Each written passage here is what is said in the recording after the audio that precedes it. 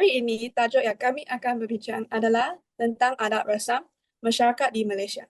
Apakah adat resam? Adat resam merupakan salah satu komponen terpenting dalam berbentuk identiti dan jati diri masyarakat Malaysia. Masyarakat Malaysia terdiri daripada berbagai kaum seperti kaum Melayu, Cina, India, Iban, dan Kadasan Dusun. Setiap kaum mempunyai sistem kepercayaan, nilai budaya, dan amalan tradisi masing-masing. Adat resam bukan sekadar ritual atau upacara, tetapi juga menjadi mekanisme sosial yang mengatur kehidupan masyarakat melalui nilai-nilai seperti hormat, kesyukuran, kesederhanaan, dan perpaduan. Pada era Malaysia yang moden ini, adat resam terus memainkan peranan penting dalam mengekalkan kelestarian etika dan peradaban.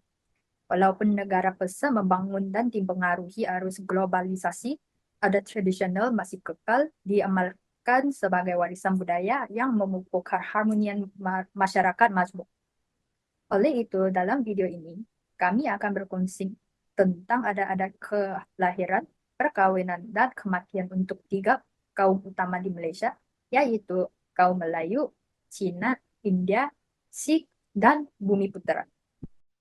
Marilah kami bermula sesi perkongsian ini dengan adat kelahiran. Yang pertama, untuk kaum Melayu, adat kelahiran Melayu bermula sejak fasa kehamilan melalui upacara melenggang perut yang dilakukan pada bulan ke-7 kehamilan. Tujuan upacara ini adalah untuk memohon kesehatan dan keselamatan ibu dan bayi, dan memperkukuhkan hubungan kekeluargaan melalui doa dan restu ahli keluarga. Selepas bayi sudah dilahir, majlis cukur jambu akan diadakan untuk mencukur rambut bayi sebagai lambang penyucian, dan doa serta selawat akan dibaca bagi memohon keberkatan. Ibu yang bersalin juga melalui tempoh berpantang selama 44 hari supaya menjaga kesehatan dalaman dan pemulihan tubuh melalui amalan tradisional. Yang kedua, kaum Cina. Masyarakat Cina mengamalkan berbagai pantang larang semasa kehamilan kerana percaya ia mempengaruhi perkembangan bayi. Selepas kelahiran, tempoh berpantang 坐月子 akan dijalankan bagi memastikan pemulihan tubuh ibu melalui makanan panas dan herbal. Majlis Manyet atau bulan purnama dijalankan apabila bayi mencapai usia sebulan sebagai tanda kesyukuran. Sebagai tradisi, telur merah dan pulur kuning diagihkan kepada ahli keluarga dan masyarakat menandakan kehadiran bayi baharu serta membawa simbol doa, kebahagiaan dan kelangsungan keturunan. Telur merah tersebut melambangkan perpaduan kehidupan baharu dan semoga berjaya. Yang ketiga, kaum India menjalankan upacara Valai Kapur untuk wanita hamil pada bulan ke-7 sebagai doa perlindungan kepada ibu dan bayi. Selepas kelahiran, upacara nama Karana dijalankan untuk menamakan bayi berdasarkan astrologi dan restu dewa. Upacara mundan pula dilakukan di mana rambut bayi akan dicukur untuk membawa rezeki yang baik, melindungi bayi daripada pengaruh negatif dan sebagai simbol pembersihan rohani.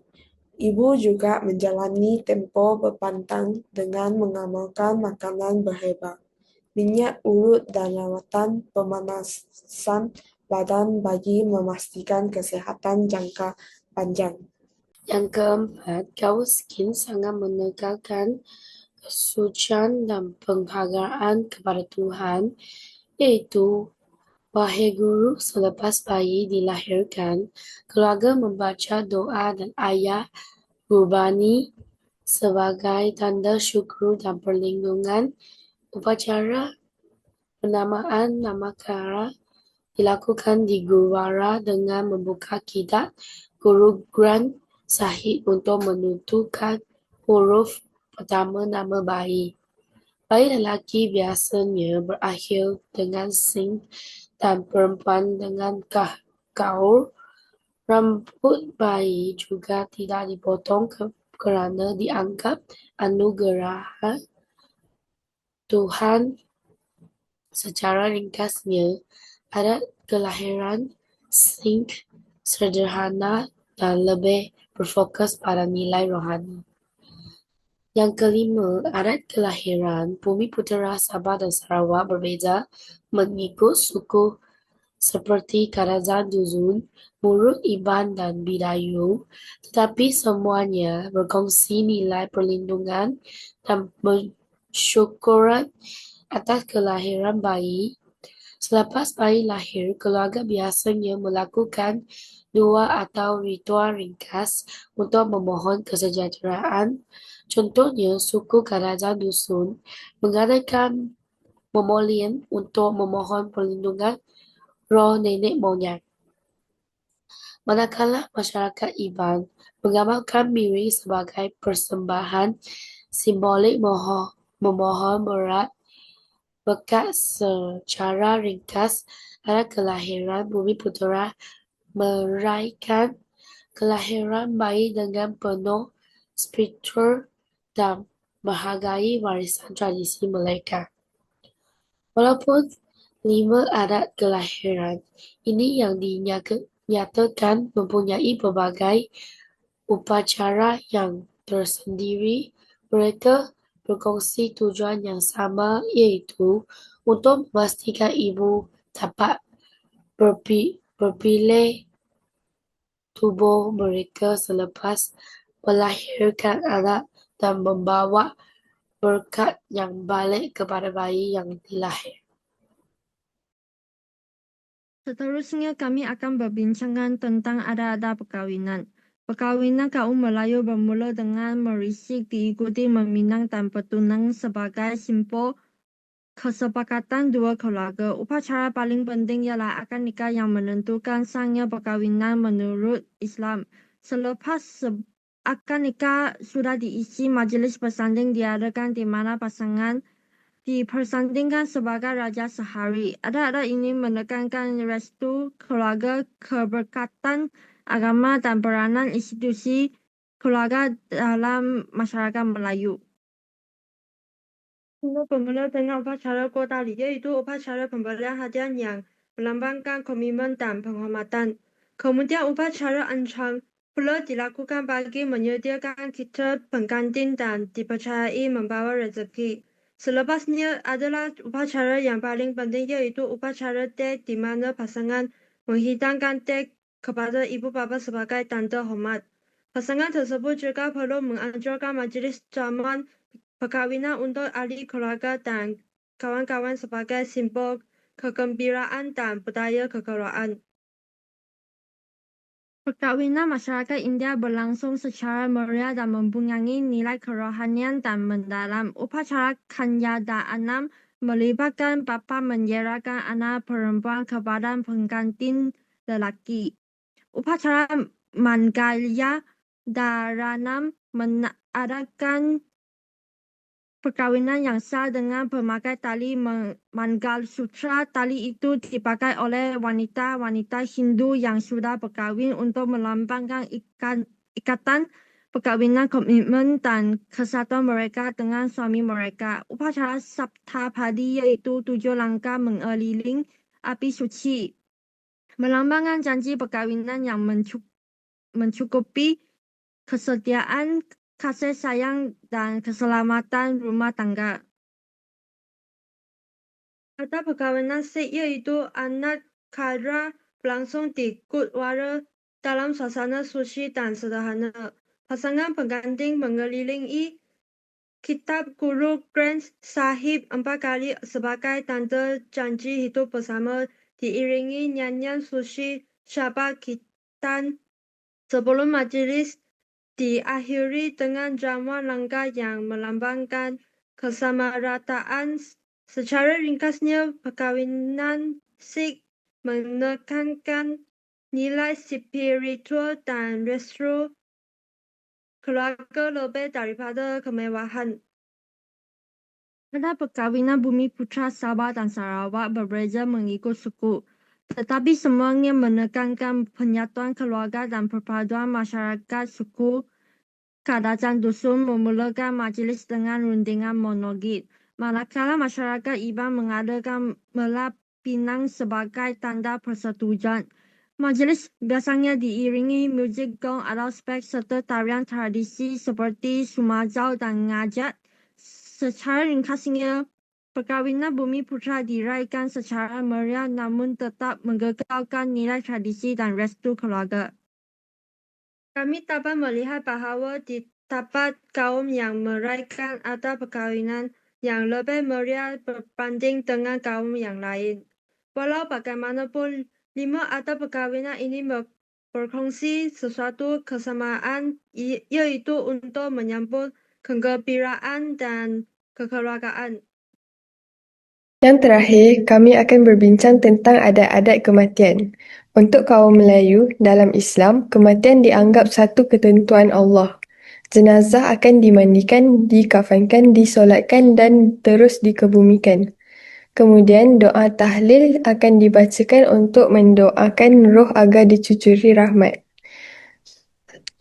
Adat ini menekankan kesederhanaan, penghormatan dan persediaan untuk kehidupan akhirat. Bagi masyarakat Cina, kematian dilihat sebagai perjalanan roh ke alam seterusnya. Upacara penggubaran melibatkan pembakaran golok, kertas sembayang dan penyediaan makanan kepada roh si mati. Ahli keluarga perlu memakai pakaian putih sebagai tantang berkabung. Nilai filet pelik ditekankan dalam upacara ini. Masyarakat India mengamalkan pembakaran mayat kerana api dianggapkan sebagai unsur penyucian. Upacara puja dan karma dilakukan untuk membimbing roh ke arah moksha. Keluarga turut menjalankan upacara tahunan seperti Tevasam bagi memperingati si mati serta menegaskan hubungan kekeluargaan. Dalam masyarakat Sikh, adat kematian dikenali sebagai Antam Sanskar, iaitu upacara terakhir yang melambangkan ketenangan dan penerimaan bahawa kematian adalah kembali kepada Tuhan. Jenazah dibersihkan tanpa memotong rambut. Doa seperti Wara Guru Simran dan Ardas dibacakan dan pembakaran mayat dilakukan sebelum abu ditabur di sungai atau laut. Selepas itu, keluarga meneruskan bacaan Pahat dan menutupnya dalam majlis bog dan langgar. Adat kematian dalam kalangan Bumiputra Sabah dan Sarawak berbeza mengikut etnik tetapi semuanya menekankan penghormatan kepada roh. Di Sabah, komuniti seperti Kadazan Dusun dan Murut mengadakan doa adat bobolian dan menyediakan jenazah sebelum dikebumikan. Di Sarawak, Iban melaksanakan gawai antu, manakala Melanau mengamalkan aliko dan ametan sebagai doa dan tanda berkabung. Secara ringkasnya, adat-adat ini menonjolkan penghormatan kepada si mati dan sokongan komuniti.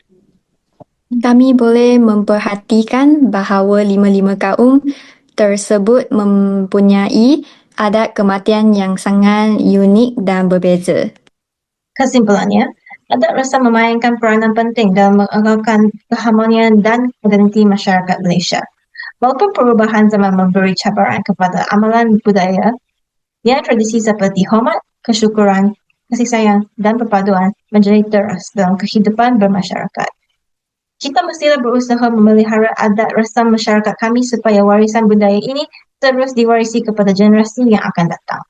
Dengan pemahaman yang kukuh terhadap adat setiap kaum, Malaysia akan terus menjadi negara yang aman, harmoni dan bersatu padu. Itu saja daripada kumpulan kami. Sekian, terima kasih.